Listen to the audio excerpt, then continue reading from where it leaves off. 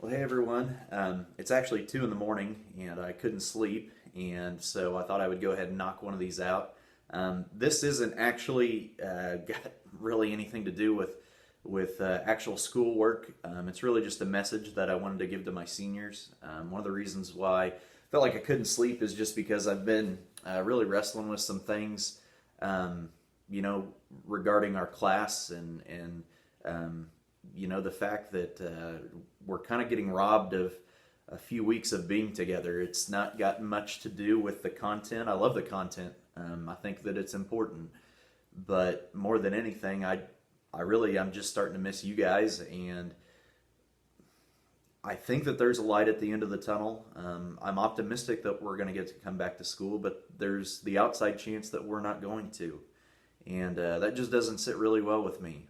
Um, find myself getting jealous over it and very self-centered because, like I said, I miss you guys. I love you guys, and one of the best parts of my day is when you guys get to come into my classroom and we get to laugh and joke and poke and prod at each other and have some fun and open the Word together and talk about the world around us and how we relate to it. It's one of the greatest things about my job is getting to do that. And not just with you guys, but with all the other grades as well. But for you seniors, my heart just goes out to you because of everything that this means for you, and the fact that some of this brings a sense of finality, and that our time is running out. And I don't mean to be so much of a downer. It's just it's a fact, and so I wanted to encourage you all. This was something that I got out of some Bible reading that I was doing the other day. Mr. Kaufman is currently going through with members of his church at FBC Gower. They're trying to read through the New Testament in 2 weeks, and so I've been joining them in that. And the other day I was in First Peter, and this just really stood out to me. Peter's writing this letter to people who are in exile throughout the Mediterranean region. They're called the diaspora. They're called elect exiles. It's kind of a cool term, but it's at the same time it means that they are misplaced, and that's really just how I feel about everything that's going on, and more so for you guys than anybody else, because again, you're missing out on what should be the best time of your life. And so with that, I just wanted to bring a word of encouragement because I care for you guys, and I want you to have what's best. So I want to encourage you with this. It says in chapter 1, verse 3, "Blessed be the God and Father of our Lord Jesus Christ. According to his great mercy, he has caused us to be born again to a living hope through the resurrection of Jesus Christ from the dead, to an inheritance that is imperishable, undefiled, and unfading, kept in heaven for you, who by God's power are being guarded through faith for a salvation ready to be revealed in the last time. In this you rejoice, though now for a little while, if necessary, you have been grieved by various trials, so that this tested genuineness of your faith, more precious than gold that perishes, though it is tested by fire, may be found to result in praise and glory and honor at the revelation of Jesus Christ. Though you have not seen him, you love him. Though you do not now see him, you believe in him and rejoice with joy that is inexpressible and filled with glory, obtaining the outcome of your faith, the salvation of your souls." That just brings hope to me because, guys, I'm just going to be real honest with you, and you know this so much already, but it's just going to get magnified as you get older. This world is a big old letdown. This isn't the first time that I feel like I've been really disappointed as I looked forward to something. You know, you guys know the attachment that I have to you guys. You were my very first classes. And, the fact that you're my first class to ever come through and me get to enjoy you for 4 years, that's something special to me. And here I was looking forward to getting all of this time with you this year and making this last year hopefully your best. Sorry, my cat's knocking stuff off the table here.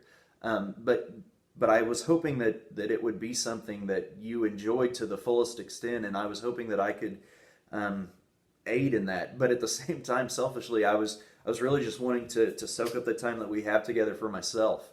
Now I wish I could go back and eliminate every snow day that we've had. Now I wish that I could go back and eliminate the time or two that I was sick this year. Just because I want to soak up more time with you guys because you're so enjoyable and you've got so much potential in the Lord. But even though this world is exactly what I just said, it's a huge letdown. It's that way because of sin. Do I think that God is causing the coronavirus to wipe out people or to bring judgment or something like that? Nobody is in charge of things. I absolutely believe in God's sovereignty. I believe that this is no surprise to him. I believe that he's planned it. I believe he's using it for a purpose. And, although that gives me hope that God's not out of control of things, at the same time, it's still disappointing because this world is marred by sin, and this is a consequence of that. God has let us choose sin for so long, and when the first sin entered, the coronavirus was destined to happen at some point. But here's the deal. In the midst of all of that uncertainty and in the midst of all of that letdown, this is one of my favorite passages in the New Testament. The idea that we have been born to a living hope. This world seems so hopeless at times, as we are dealing with this, and as there's all of this uncertainty around the coronavirus, and are you going to get to come back to school for you baseball boys? Are you going to get to have a season for you kids that are running track and doing stuff like that? Are you going to get to, enjoy that? Are you going to get to go back to state? Are you going to get to try to defend, your fourth place finish from last year? Are you going to get the chance to do better? For you folks that are in band or choir, stuff like that, for you ding-dongs that are playing golf, I would love to come out there in gym class one day and outdrive y'all by 80 yards and prove to you that y'all stink. But there's a chance that we're not going to get to do that stuff. But I'm comforted by the fact that we don't have to worry about this. This is not the end of the story. In fact, as you all know, you're going to get to go on, far after this.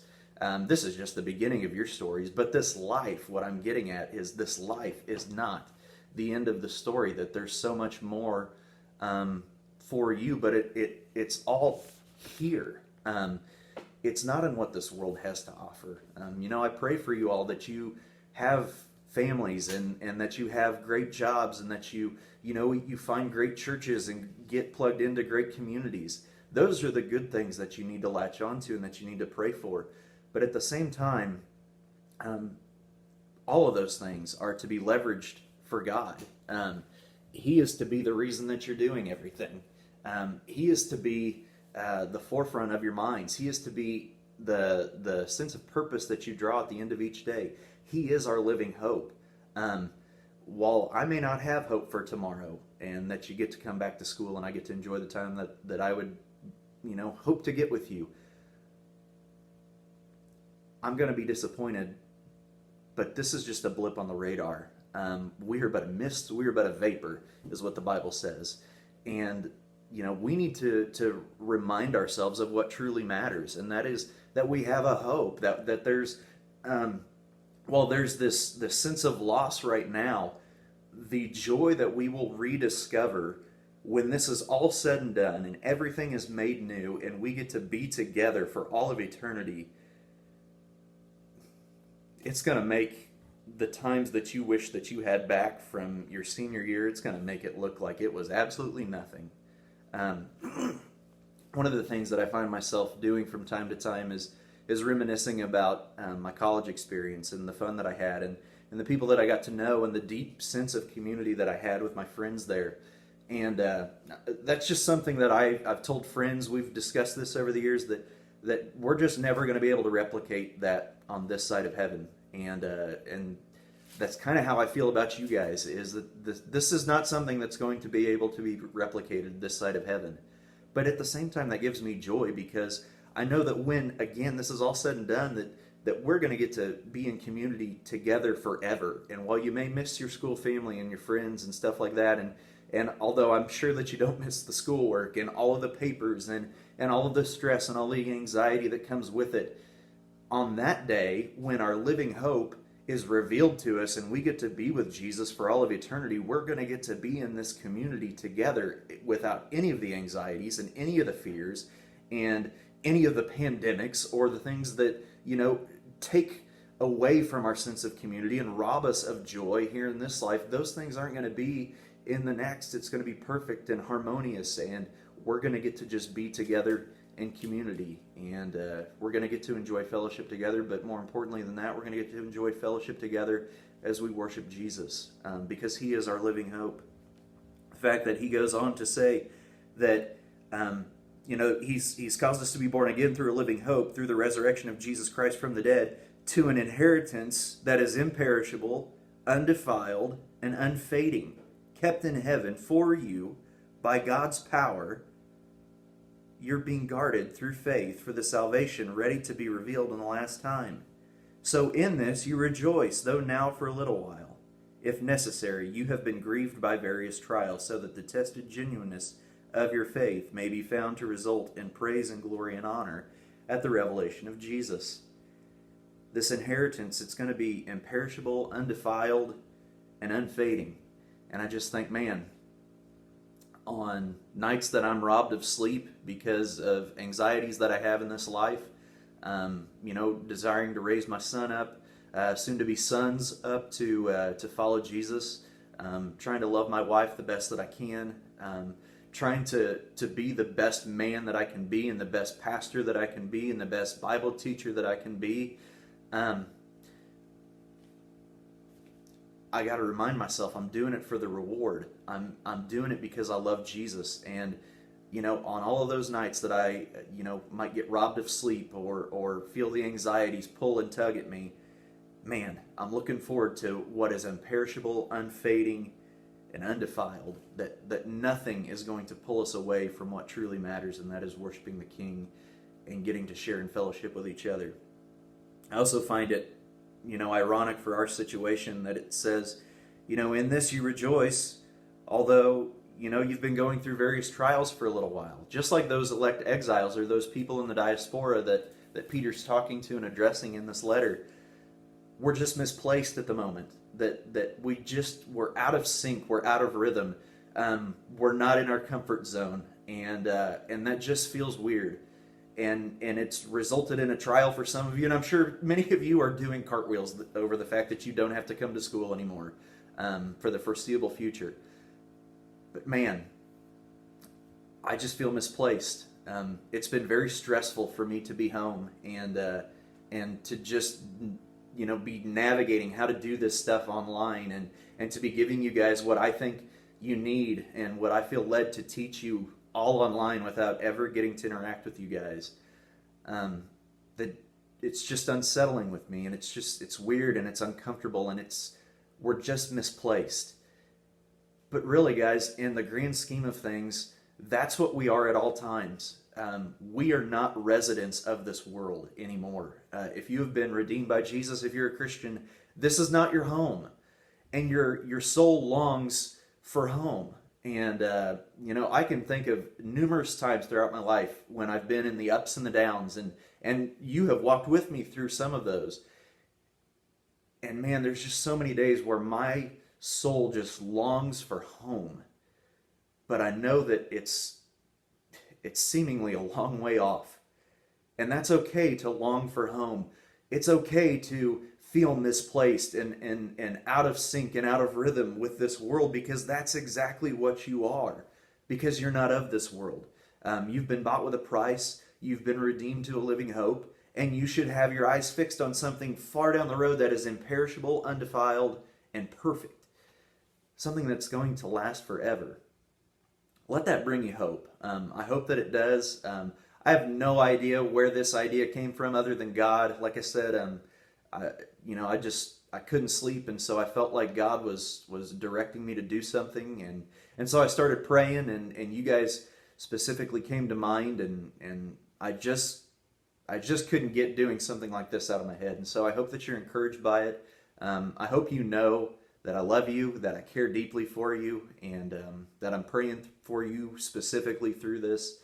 I have confidence that even if we don't get to come back to school this year and share, the last days that we have together, we're going to be okay.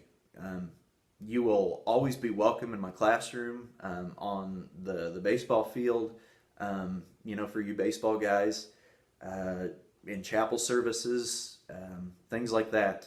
And I know that no matter what, we'll always be in touch. But more than that, I'm looking forward to the day when we get to share in these things that First Peter talks about. So again, love you guys. Hope that you're doing well. Don't get the coronavirus. And hey, God bless. I'm praying for you.